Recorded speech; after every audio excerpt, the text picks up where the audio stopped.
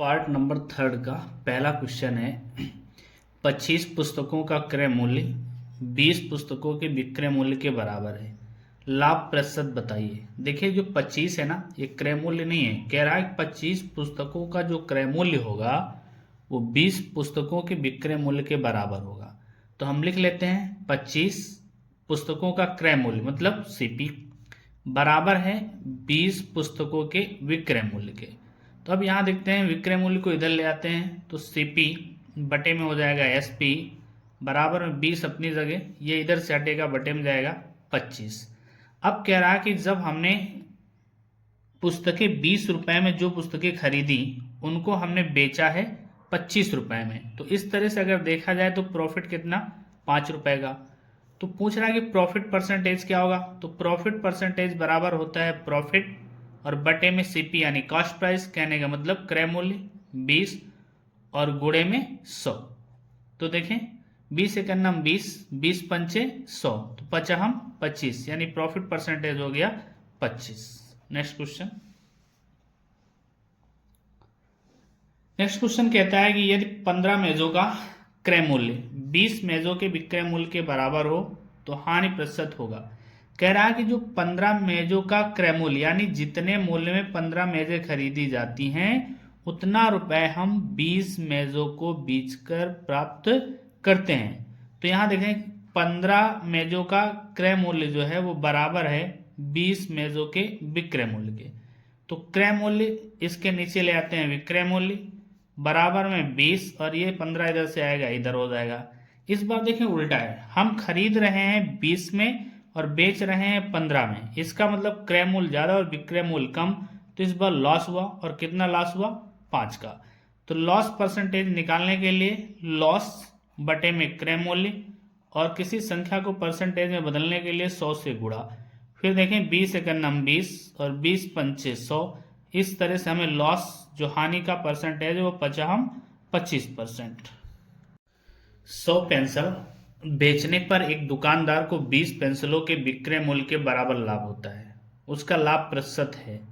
कह रहा है कि एक दुकानदार है 100 पेंसिल अगर बेचता है तो उसे प्रॉफिट होता है 20 पेंसिलों के बराबर। यानी हमारा एसपी दिया है कितना 100 और प्रॉफिट कितना दिया है 20 पेंसिल। यानी विक्रय मूल्य में 100 पेंसिल, अगर 100 पेंसिल बेच रहा तो 20 पेंसिल के बराबर लाभ है। अगर हमारे पास विक्रय मूल्य दिया गया और लाभ दिया गया है तो हम क्रय मूल्य निकाल सकते हैं। क्रय मूल्य बराबर होता क्या है विक्रय मूल्य माइनस में प्रॉफिट। इस तरह 100 में अगर हम 20 घटा दें तो यानी क्रय मूल्य हुआ 80। अब हम क्या निकालेंगे उसका लाभ प्रतिशत।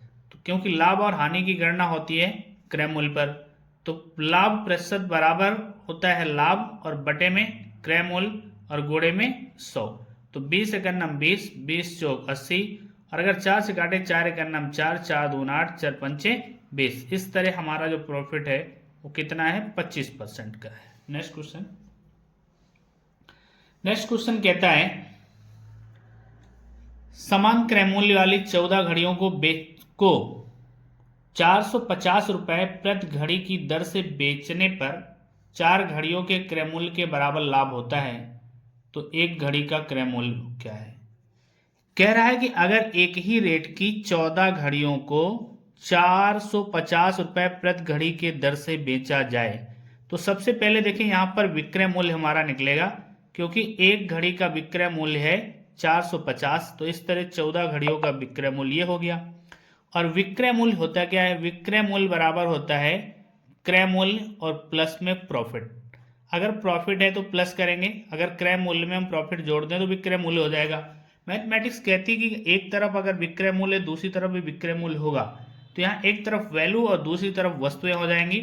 और घड़ी यानी 14 घड़ियां हैं तो घड़ी को हम वॉच कहते हैं, इसलिए हम इसको इंडिकेट कर लेते हैं डब्लू से। तो कह रहा है कि पहले तो 14 वॉच और प्लस में कितना प्रॉफिट है 4 वॉच के बराबर, तो 4 वॉच कर लें। इस तरह से हमारे पास है कि 18 वॉच की वैल्यू कितनी है 450 और गुणे में 14। अब यहाँ देखें 9 से काटेगा 9 दून 18, 9 पचे 45 और 2 एक अन्नम 2, 2 7 14। तो एक वॉच यानी एक घड़ी का मूल्य हो जाएगा 50 गुणे में 7 बराबर 7 पचे 35 और ये 0 यानी एक घड़ी की कीमत आई कितना रुपया 350 रुपया। अगला क्वेश्चन है 17 गेंदों को 720 रुपए में बेचने पर 5 गेंदों के क्रय मूल्य के बराबर हानि होती है। एक गेंद का क्रय मूल्य बताएं। देखिए पिछले क्वेश्चन में था कि 450 रुपए पर घड़ी और यहाँ कह रहा है कि टोटल 17 गेंद 720 रुपए में बेची जाती हैं। तो यहाँ भी हमारे पास विक्रय मूल्य दिया है 720 और विक्रय मूल्य के दो फार्मूले सीपी प्लस प्रॉफिट। अगर लाभ है तो हम क्रय मूल्य में लाभ को जोड़ते हैं तो हमारा विक्रय मूल्य प्राप्त होता है, और अगर हानि हो रही है तो विक्रय मूल्य बराबर होता है क्रय मूल्य माइनस में लॉस। इन दो फार्मूलों को याद रखना है कि अगर हमें लाभ हो रहा है तो विक्रय मूल्य निकालने के लिए क्रय मूल्य में लाभ जोड़ते हैं, और अगर हानि हो रही है तो विक्रय मूल्य निकालने के लिए क्रय मूल्य में हानि को घटा देते हैं। जब 17 गेंदें 720 रुपए में बेची जाती हैं तो गेंद का मतलब होता है बॉल, इसलिए हम इसे 20 से इंडिकेट कर लेते हैं। तो यहाँ देखिए 17 गेंदे हैं, 17 बॉल, और 17 बॉल की ये वैल्यू नहीं है। कह रहा है कि 17 बॉल को अगर 720 रुपए में बेचें तो 5 बॉल के क्रय मूल्य के बराबर लॉस है। तो देखिए ये विक्रय मूल्य है, और लॉस में विक्रय मूल्य में क्या कहते हैं, क्रय मूल्य में लॉस को घटाया जाता है। तो हमने 17 गेंदें खरीदी थी, उनको टोटल को 720 में बेच दिया तो लॉस हुआ। तो विक्रय मूल्य निकालने के लिए क्रय मूल्य में 5 जो हमारा लॉस है उसको घटा दो, 5 बॉल। तो इस तरह हो गया कितना, 12 बॉल की कीमत दी गई है 720 रुपया। तो 12 एक नाम 12 बरछंग 72 और ये 0। इसका मतलब है कि एक बॉल का जो सीपी है, एक बॉल का क्रय मूल्य वो निकला 60 रुपया। नेक्स्ट क्वेश्चन कह रहा है किसी वस्तु को 524 रुपए में बेचने पर उतना ही लाभ होता है जितना उसे 452 रुपए में बेचने पर हानि होती है। वस्तु का क्रय मूल्य बताएं।